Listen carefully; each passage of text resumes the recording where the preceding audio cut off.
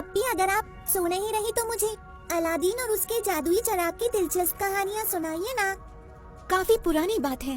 एक शहर में एक गरीब औरत रहती थी। उसका एक ही बेटा था, अलादीन। वो लड़का काफी आलसी था और हमेशा आस पड़ोस के बच्चों के साथ खेलता रहता था।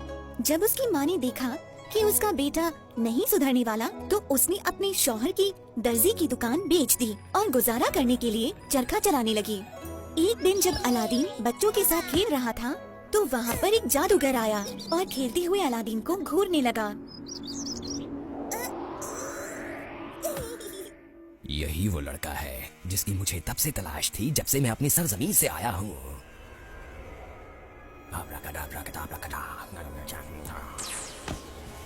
जादूगर ने अलादीन के दोस्तों को गायब कर दिया और अलादीन के पास गया। मेरे बच्चे, तुम मुस्तफा दर्जी के ही बेटे हो ना? जी, लेकिन वो तो काफी वक्त पहले गुजर गए। क्या वो नहीं रहे? आप क्यों रो रहे हैं? क्या आप मेरे अब्बा को जानते थे? ओ बच्चे, तुम मुझसे ऐसा कैसे पूछ सकते हो? तुम्हारे अब्बा मेरे भाई थे। मैं कई सालों से बाहर था। मेरे बच्चे, ये पैसे लो और अपनी माँ को दे देना। मेरा सलाम कहना। मैं कल उनसे मिलने आऊंगा, अपने भाई का घर देखने। अम्मी, अम्मी, मैं चाचा की तरफ से एक बहुत अच्छी खबर लेकर आया हूँ। वो कई सालों से बाहर थे, अब वो लौट आए हैं। उन्होंने मुझे ये पैसे आपको देने के लिए कहा है। अलादीन, ये क्या कह रहे हो तुम? कौन से चाचा की बात कर रहे हो तुम? मुझे अच्छी तरह पता है, तुम्हारे सिर्फ एक ही चाचा थे जो गुजर गए हैं। इसके अलावा मुझे नहीं लगता कि तुम्हारे कोई और चाचा हैं।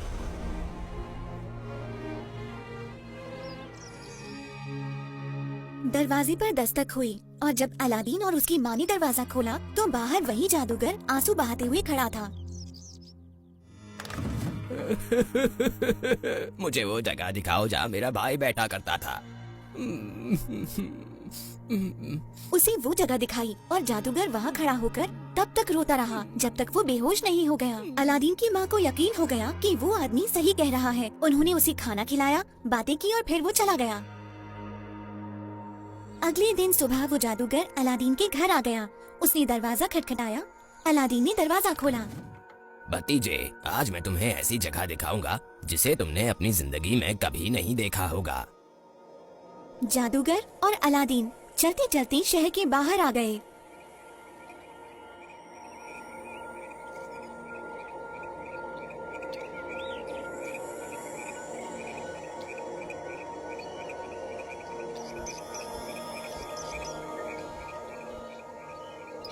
जब वो अपनी मंजिल पर पहुंच गए, तो अलादीन थक गया।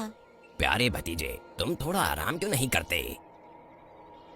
जब तुम आराम कर लोगे तो तुम उठकर थोड़े से लकड़ी के टुकड़े वगैरह ढूंढना और वो सूखे हों, ताकि हम आग जला सकें और तुम्हें फिर मैं कुछ ऐसा दिखाऊंगा जो तुम सोच भी नहीं सकते।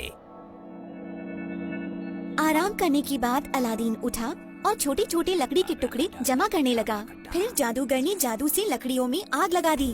फिर आग से चमकीली रोशनी निकलने लगी। फिर जादूगर ने कुछ पढ़ा। अचानक से जमीन फट गई।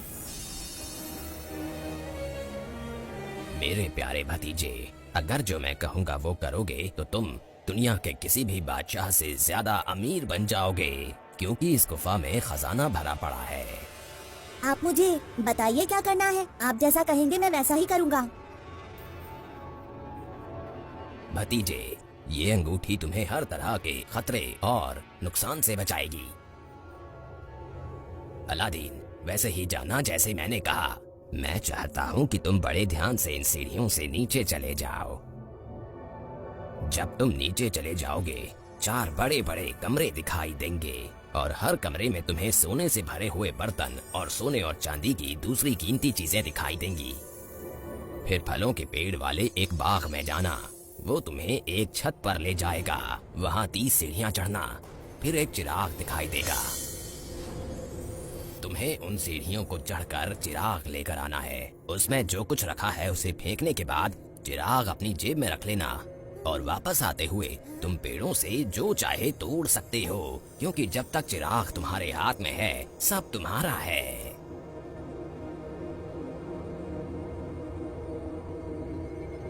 मुझे अपना हाथ दीजिए ताकि मैं बाहर आ सकूं। पहले मुझे चिराग दे दो, वरना तुम गिर सकते हो। फिक्र मत कीजिए, मैं नहीं गिरूंगा। मुझे अपना हाथ दीजिए, मैं बाहर आकर आपको वो चिराग दे देता हूँ। जब जादूगर ने देखा कि वो चिराग नहीं दे रहा है तो उसने सोचा कि उस लड़के को यहीं मरने दिया जाए। जादूगर ने जादू किया और गुफा का दरवाजा बंद होने लगा। अलादीन वहीं बंद हो गया। क्या कर रहे हैं? बाहर निकालिए। मैंने इससे हाथ नहीं लगाया तो इसके कत्ल में मेरा नाम नहीं आएगा। मुझे यहाँ अकेला छोड़कर मत जाइए। शहरजाद ने फिर अपनी बहन से कहा कि एक दिन और हो गया है और कहानी सुनानी बंद कर दी। अरे वाह आपी, ये तो बहुत अच्छी कहानी थी। इसे मारना तो है ही, मैं कुछ और कहानियां सुन